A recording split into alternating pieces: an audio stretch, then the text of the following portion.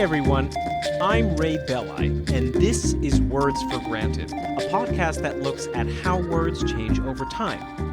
If you value this podcast as a free and independent educational resource, you can support the show by making a monthly donation at patreon.com/wordsforgranted. Thanks to Lars, Hazel, and David for their recent contributions. If you'd prefer to make a one-time donation, you can do that by going to paypal.me/wordsforgranted. Okay, I don't have much housekeeping to take care of today, so let's get right on to today's episode on the etymology of average, part 1 in a new series on math terms. Before we get into average's very unaverage etymological history, let's consider what this word means today. In math, an average is calculated by adding up a set of quantities and then dividing the sum of those quantities by the total number of quantities. So if we want the average of 3, 5, and 10, we add up those numbers to get 18 and then divide by 3, since we're dealing with 3 numbers, to get an average of 6. Most of us, even those of us who aren't particularly good at math, like me, know how to do this. Average is another way of saying arithmetic mean, which sounds fancy, but refers to the same exact thing. But when most of us use the word average in an everyday sense, we're not talking about an arithmetic mean, strictly speaking. If I say, he's an average guy, or today is an average day, the word average in these examples means ordinary, common, or normal. Average could even have a negative connotation implying qualities like unremarkable or uninteresting. Now, there is a connection between these two distinct senses of the word average. Again, average is the word that lay people use to refer to an arithmetic mean, which is when you add up a set of quantities and divide the sum of those quantities by the number of quantities. There's a mathematical concept that's very similar to arithmetic mean called mode. A mode is the number that appears most frequently in a set of numbers. So if you have 1, 2, 2, 2, 2, 1, 3, 2, 2, the mode is 2. In a colloquial context, a mathematical mode is also often referred to as an average. Both the mean and the mode represent the central tendency of a set. But whereas a mean is a strictly quantitative metric, a mode can be used as a qualitative metric. So if your typical week consists of 6 good days and 1 bad day, the mode of your week is good. If your typical week consists of 5 good days and 2 excellent days, the mode of your week is still good. On a scale from absolutely terrible to total nirvana, most days for most people fall in the middle of that scale. Not terrible, not excellent, just good. The frequency of this statistic and its placement in the middle of the qualitative spectrum between terrible and excellent contribute to the colloquial sense of average, meaning ordinary and unremarkable. From a mathematical point of view, this colloquial sense of average corresponds more closely to a mode than a mean. But this doesn't mean that the sense of average referring to an arithmetic mean is restricted to serious mathematicians. Batting averages, average temperatures, and average test scores are just a few everyday examples where the word average does indeed refer to an arithmetic mean. Hopefully, I haven't overextended on an explanation of the obvious here, and that was somewhat insightful, or at the very least, contextually helpful. That said, let's now have a look at the word's actual etymology. Since the colloquial sense of average, meaning ordinary, derives from an extension of its mathematical sense and not vice versa, you'd think that the word ultimately has a math-adjacent etymology, right? The ancient Greeks pioneered Western mathematics, so it probably has an ancient Greek root, right? As it turns out, no and no. The best guess among etymologists is that average derives from the Arabic word awar, which means defect, blemish, or something that's been damaged. awar itself ultimately derives from the Arabic verb awira, which means to lose an eye. Now, there's not a unanimous consensus on this derivation among etymologists, but this is certainly the most popular etymology and, in my humble estimation, the most convincing. Given the popularity of this theory and the availability of evidence to support it, however strange it might seem at a glance, I'm going to present it to you as if it is indeed true, but just keep in mind that it is just a theory. Even if future research overturns the ultimate derivation of average from awar, keep in mind that that doesn't change the semantic evolution of the word once it was borrowed into English, which of course is something that we'll be discussing as well. Okay, so during the early medieval period, the city of Genoa, which is located in the northwest of modern Italy, began expanding into a maritime republic. It had colonies across the Mediterranean and Black Seas, and as a result, it controlled much of the sea trade that took place between Europe and Western Asia. Also as a result, maritime Genoese merchants came into contact with merchants from other cultures who spoke foreign languages, and in addition to exchanging goods, these merchants also exchanged words, resulting in a flow of linguistic borrowings in both directions. The earliest attestation of the Latin word avaria, from which we get the modern English average, appears in an accounting book from a mid-12th century Genoese seaport, and it refers to a damage, loss, or non-normal expense arising in connection with maritime trading. This could refer to parts of the ship breaking, loss of goods thrown overboard in order to make a ship lighter during a bad storm, and so on.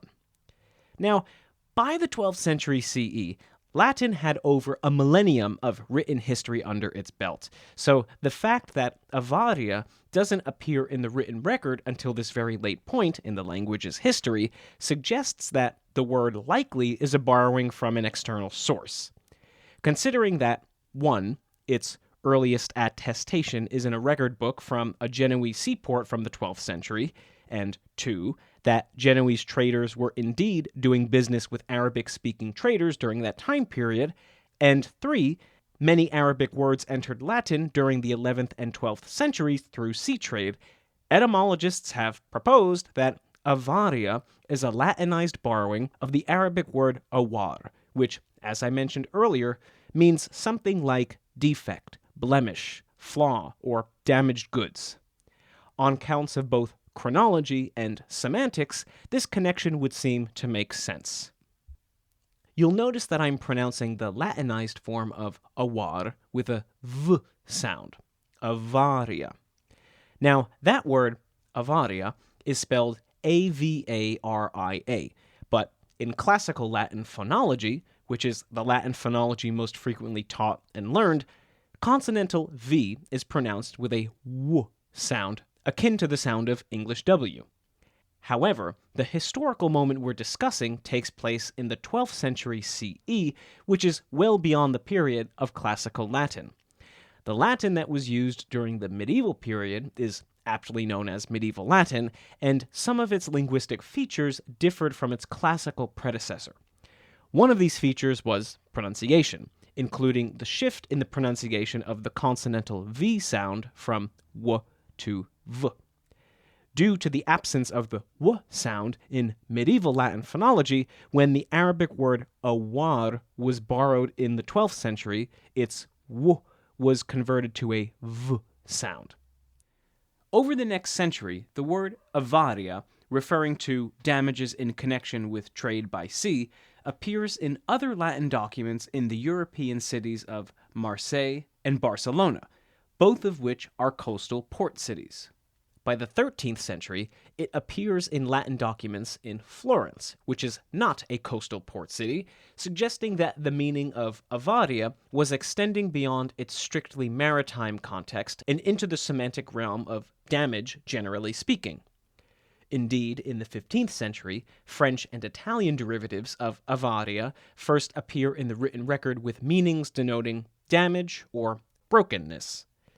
Subsequently, cognates of avaria spread widely throughout Europe. While some of these cognates have fallen out of usage, Languages ranging from German to Russian to Portuguese to Greek at one point all possessed derivatives of this Latin root avaria, and all of these words referred to some kind of damage. Except in English, though English did initially have this sense related to damage as well. In the late 15th century, the English written record attests the archaic form avere, with the modern form average appearing shortly after in the early 16th century. This shift in ending from ay to age may possibly be due to the semantic similarity between the original sense of average and the older English word damage. Average's semantic shift from damage to arithmetic mean began to take place in the mid-18th century. To understand how this happened, we need to return to the original maritime sense of avaria in Latin, that being damage, loss, or a non-normal expense arising in connection with a merchant sea voyage.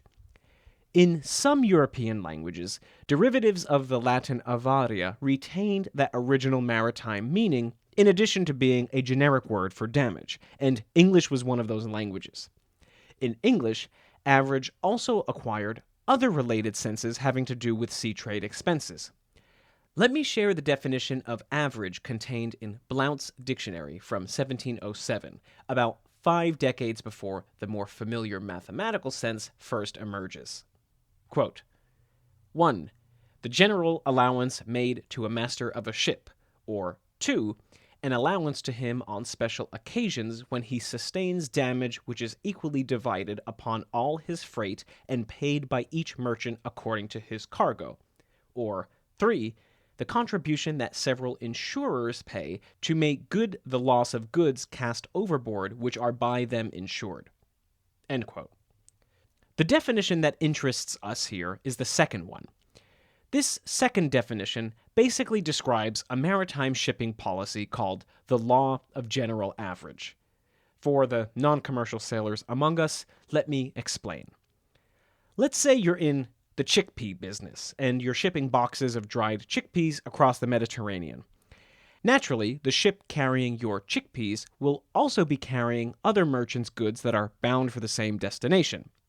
Now let's say, 2 days into the voyage, a violent storm erupts, and in order to lighten the weight of the ship and prevent it from capsizing in the storm, the sailors need to toss 10 boxes of goods overboard.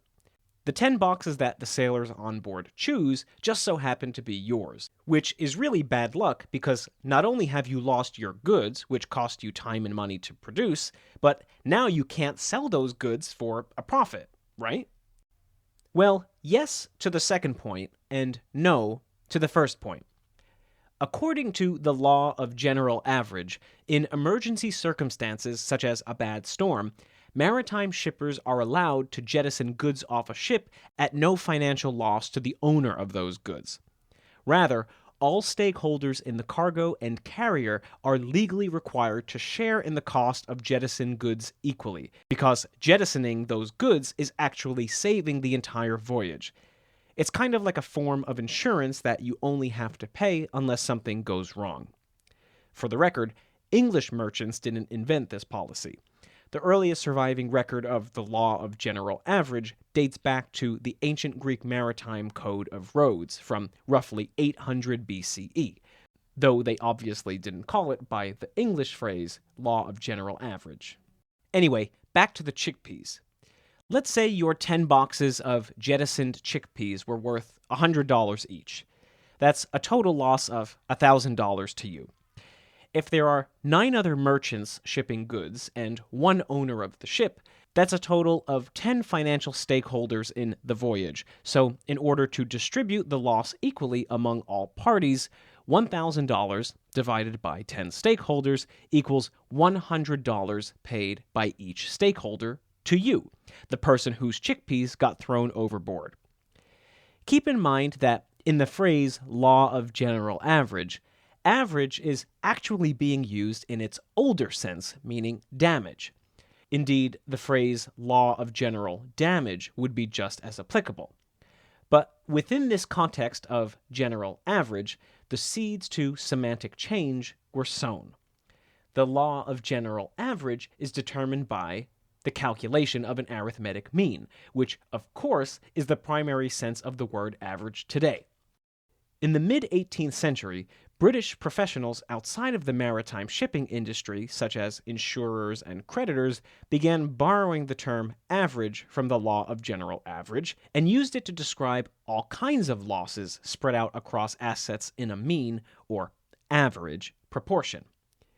Here, there is still a connection to that original Latin sense of avaria, meaning damage, because the word is still being used in the context of loss, albeit a financial loss. But over time, a short amount of time actually, the association of the word shifted away from damage or loss and toward the math behind how that damage or loss was being calculated. By 1755, we have the first attestation of the word being used in a purely mathematical context, divorced from any calculation of damages. We could wrap up our story here, but in the spirit of thoroughness and our love for the obscure here at Words for Granted, I want to briefly mention an archaic homophone of average. Already considered an archaic word by the late 17th century, having appeared in a contemporary dictionary volume entitled A Collection of English Words Not Generally Used, this homophonous sense of average is defined in that text as, quote, the breaking of cornfields, or the beasts which tenants and vassals were to provide their lords for certain services. End quote. The breaking of cornfields sounds vague, but based on my research, what I think that refers to is the residue of field crops remaining after the main harvest that was fed to labor animals, aka beasts of burden. This sense of average ultimately derives from the classical Latin word averia, meaning beast of burden or cattle. This word is spelled quite similarly to the medieval Latin word avaria, A-V-E-R-I-A versus A-V-A-R-I-A, respectively, but if the story I've told in this episode is indeed correct, that's just a coincidence. Earlier, when I warned that etymologists are not in full agreement on the ultimate derivation of average from the Arabic word awar, the potential genetic relationship between the classical Latin averia and the medieval Latin avaria is one source of fodder for this uncertainty. The full definition of average in A Collection of English Words Not Generally Used, which again is from the late 17th century, alludes to this alternative theory. The full definition reads, quote, average, the breaking of cornfields. Average in law signifies either the beasts which tenants and vassals were to provide their lords for certain services, or that money that was laid out by merchants to repair the losses suffered by shipwreck. And so it is deduced from the old word aver, signifying a laboring beast, or averia, signifying goods or chattels, from the French avoir, to have or possess. But in the sense we have used it, it may come from haver, signifying oats, or from averia, beasts, being as much feeding for cattle, pasturage. End quote. If you're thinking to yourself, man, early modern English prose can be very hard to parse, I'm with you. Basically, what this definition is suggesting, without much in the way of elaboration, is that the sense of average referring to financial losses at sea is connected to the sense of average referring to laboring beasts. Because, well, I'm not exactly sure. Because both goods and domesticated animals are possessions? Possibly, but I find that connection a bit weak. There's not really a clear trail of breadcrumbs available to us that shows how a word for beasts of burden might have led us into this new semantic territory, meaning damage.